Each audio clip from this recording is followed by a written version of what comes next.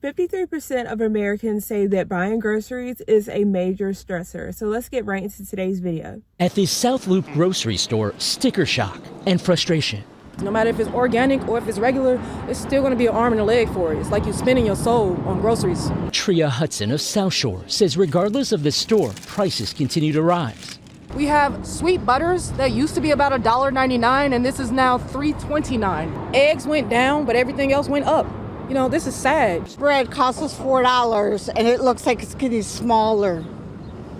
Yes. Hey y'all, welcome to the channel or welcome back. Happy Wednesday. I hope that everybody is doing great today. We are going to talk about groceries and the prices and how it's affecting people, because right now people are just struggling to put food on the table and pay for basic everyday necessities. How are y'all affording to live out here? Like, genuinely, how do you afford it? My husband and I just got married, so we're in the process of like switching everything over and getting our own stuff. And we literally can't afford it, like simply. We just got a quote for our car insurance and it's $220 a month for the cheapest thing that we could find, on top of our student loans, our rent, our groceries, our electricity, you know, all the other bills. The next thing that we have to do is get new phone bills because, you know, we're married and we got to get off our parents. We might be getting flip phones. Like, I literally don't. How are we going to afford it? We can't afford it. We cannot afford all this stuff. Like, we both have full-time jobs. We can't. How are y'all affording to live? We're trying to find side hustles. We have Instacart and DoorDash. I'm very overwhelmed. Adulting sucks. Adulting is a scam. You work until you die. You still can't afford to live. Somebody needs to come up with a better system. We are in the year 2025 and people should not be having a hard time just buying everyday necessities, basic household necessity, personal hygiene items, and food, as well as just being able to keep a roof over their head. Yet that is what is happening. Walmart actually is raising prices on customers and customers are furious about it. As you know, over the last few months, tariffs have been impacting a lot of places, a lot of corporations and things of that nature. Walmart earlier in the summer said that they will not pass that price along to the consumer. We already knew that was going to be a thing anyways. Even though they said it wouldn't be, we already knew that we would be impacted by tariff prices. No matter what, they were going to raise the price regardless, because at the end of the day, they are a corporation. And then we're also going to put in corporate greed on top of that. Walmart actually has been doing pretty well. And I think the last 2 quarters, they've done exceedingly well, yet the prices and what they're doing to consumers is affecting people.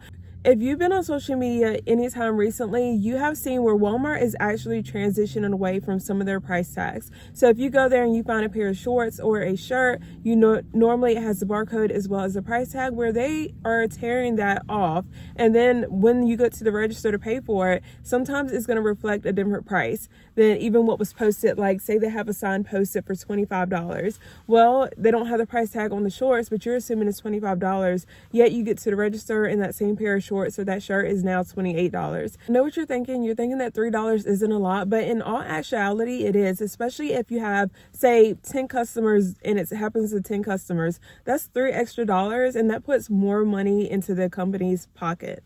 So a lot of people think that Walmart is currently gaslighting customers, and I would probably agree with that. Now they've done it. Walmart just jacked up their prices, and I have the list right over here. Some everyday essentials up 50% almost overnight. The company is blaming President Trump's tariffs. Let's break it down for you right here. CNBC tracked the prices of the same items on May 20th and then on July 7th, same items. A 12-piece pot and pan set from Drew Barrymore's line used to be $99. Now $149. That's a 51% price jump.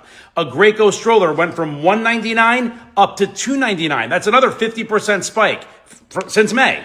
Even basic kitchen stuff like a nonstick fry pan up 28%. Coffee, bad news there. Folgers Classic Roast is up 17%. Dunkin', depending on the size, up to 9 and 11%. Milk too. The cheap store brand, great value, up across the board. Whole milk, 2%, 1% milk, all cost more. Even men's jeans, Levi's Signature, ticked up. This is the time to go bulk grocery shop on anything you can store or freeze. This is going to get worse before it gets better. And I also think that not only are we seeing an increase in prices overall, and they're doing these sketchy things as far as removing tags, and the newest thing, another thing that I want to talk to you guys about is the digital barcodes. They're adding that. And I think that is just a shady practice, because if I pick up a banana or say pack of oranges that's displaying $3.99, I expect them to be $3.99 when I get to the register, no matter if I get to the register in 10 minutes or an hour. But yet, if I get to the register like 5 minutes from the time I pick that up, it can easily have gone up to $4.10. And depending on when you're shopping can impact what the barcode prices look like. And that's something that they're probably not going to tell you. But say we are coming up on holiday seasons. If a toy is $10, if they know it's a high demand item and they might not have as much inventory, well, they will probably take that $10 item and change it to a $30 item. So again, that can be a shady practice, as well as shopping times. If, they have slower crowds in the morning, they might have it at $5. So you have people getting off work between that 4 and 6 p.m. time frame. They know that there's an uptick in, customer shopping around that time. Well, that same item that costs $5 that morning might very well be $6 in the evening. I, as just like a regular person out in the community, noticed that, on Thursdays, it seems to be more traffic in my area and people are heading to the store. So if I'm just noticing this as a consumer, imagine what stores are doing when they could see like an uptick in sales, on certain days and certain times. They're going to use that to their advantage.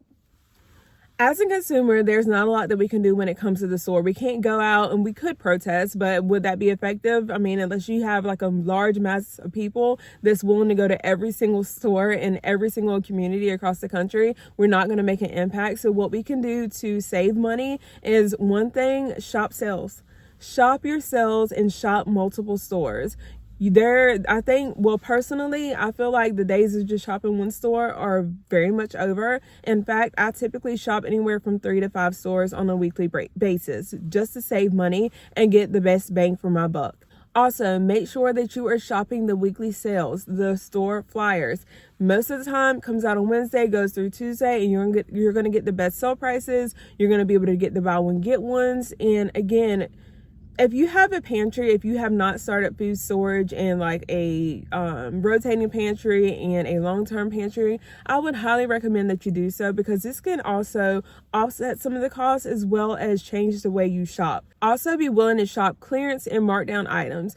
I remember that there was a time where people would turn up their nose. I have known people personally that would turn up their nose at a clearance rack in a minute. And I'm like, point me to the clearance rack first, and then I'll shop the rest of the store. Because I know that you can find some gems like in the clearance section.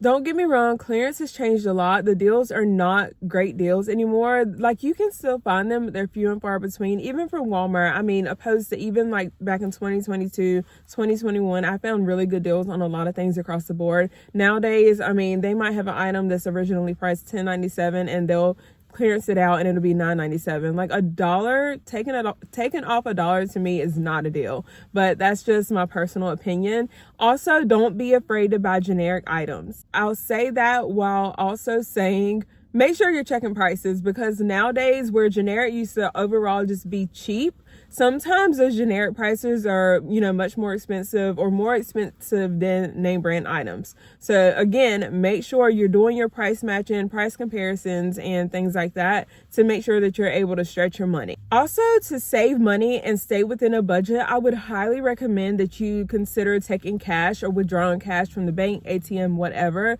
over just relying on your card or even on Apple Pay. I know personally I have an issue when it comes to spending. I told you guys this before. I am the spender in our marriage. My husband is the saver. So we balance each other out. But I really feel like it helps me if I have cash versus a card. Like, I can have a $200 budget in my mind for the card, but if I get in the store, I'm more than likely willing to impulse buy and just buy extra of something, rather than if I were to take that same $200 in cash, have a mindset, okay, this is all the money I have to make it work. This is something that you definitely want to take into account if you have a hard time controlling like those impulse buys and things like that. I would highly recommend utilizing cash and cash only.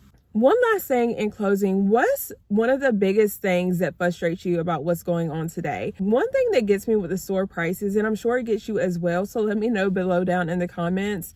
Not only is the price of items continuing to rise, but the packages are continuing to shrink, or they're removing, say a pack of hot dogs used to have 6 and now they're down to 4. But the quality overall of our food has diminished as well. So it's like you're ripping us off. All around you are just ripping us off, and there's nothing that we can do about it. Let me know how you feel about Walmart and their prices, and just, are you seeing grocery store prices increase and drastically increase in your area, or prices, remaining about the same? Are you seeing any shortages or gaps in your store shelves as well? But I'm going to go ahead and wrap this video up, you guys. Thank you so much for taking the time to watch. Take care, stay safe, and I will see you guys in the next video.